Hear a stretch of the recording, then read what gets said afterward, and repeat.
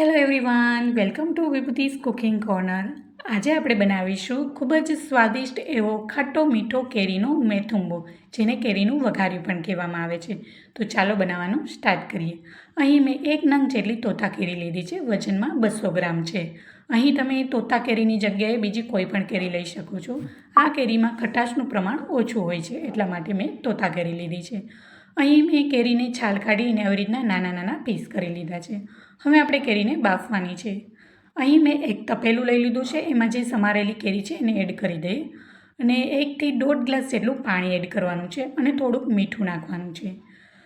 હવે આપણે જો 1 વર્ષ માટે આ મેથુંબો સ્ટોર કરવો હોય તો તમારે કેરીને બાફવાની નથી, ડાયરેક્ટલી વઘારવાની છે. જો પાણીનો ભાગ રહી જશે તો આખા વર્ષ સુધી સ્ટોર નહીં થઈ શકે અને એ બગડી જશે અને ઉપરથી ફૂગ થઈ જશે.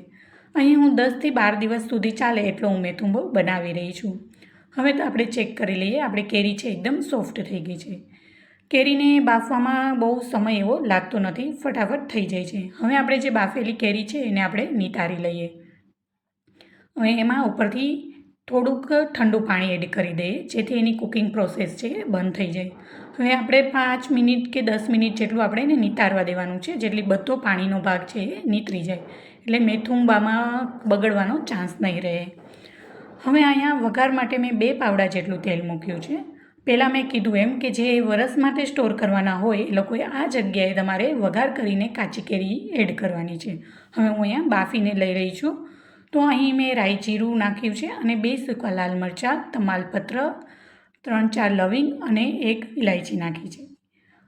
ઇલાયચીને આપણે વચ્ચેથી સાણસીથી દબાવીને નાખવાની છે, જેથી એની ફ્લેવર સરસ આવે. અહીં મેં અડધી ચમચી જેટલી હિંગ નાખી છે. હવે રાઈ જીરું તતડી જાય પછી આપણે જે બાફેલી કેરી છે એમાં એડ કરી દેવાની છે. હવે આપણા જે બેઝિક મસાલા છે એમાં આપણે એડ કરવાના છે. અડધી ચમચી જેટલી હળદર પાવડર, 2 ચમચી જેટલી રેડ મરચું પાવડર, અહીં મેં કાશ્મીરી રેડ મરચું પાવડર લીધું છે, તમે કોઈ પણ લઈ શકો છો, અને 1 મોટી ચમચી જેટલું ધાણા જીરું પાવડર.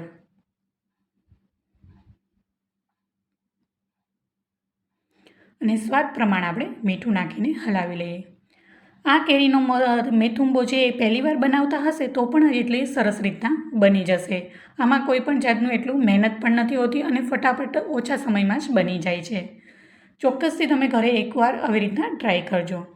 હવે આપણે આમાં 200 ગ્રામ જેટલો ગોળ નાખવાનો છે. આપણે 200 ગ્રામ જેટલી કેરી લીધી છે એની સામે એટલો જ આપણે ગોળ નાખવાનો છે. હવે આપણે એને હલાવી લઈએ. હવે કેરીને આપણે 2 મિનિટ સુધી આપણે આવી રીતના ગોળ ઓગળે ત્યાં સુધી આપણે એને ઢાંકણ વડે ઢાંકીને રાખી દેવાનું છે.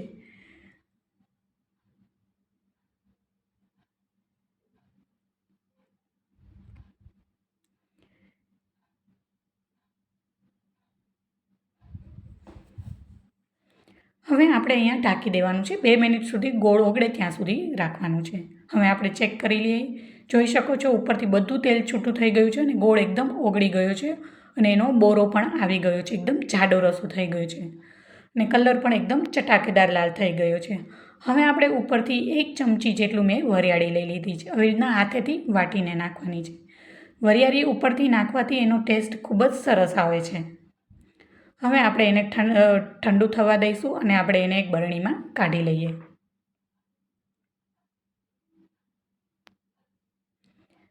હવે આપણે આ મેથુંબો થઈ ગયો છે. હવે આપણે એને કાઢી લઈએ. આ મેથુંબાને તમે પરાઠા, થેપલા કે ભાખરી જોડે ખાઈ શકો છો. ખૂબ જ એવો સ્વાદિષ્ટ લાગે છે. તો તૈયાર છે આપણો ખાટો મીઠો કેરીનો મેથુંબો. તમને મારી આ રેસીપી કેવી લાગી એ મને કોમેન્ટમાં જરૂર જણાવજો. મારા વિડીયોને લાઇક કરજો, શેર કરજો અને જો સબસ્ક્રાઈબ ના કરી હો તો સબસ્ક્રાઈબ કરજો. ને આવી જ નવી નવી રેસીપી માટે બાજુમાં આવેલું બેલ આઇકન બટનને પ્રેસ કરજો. Thank you for watching.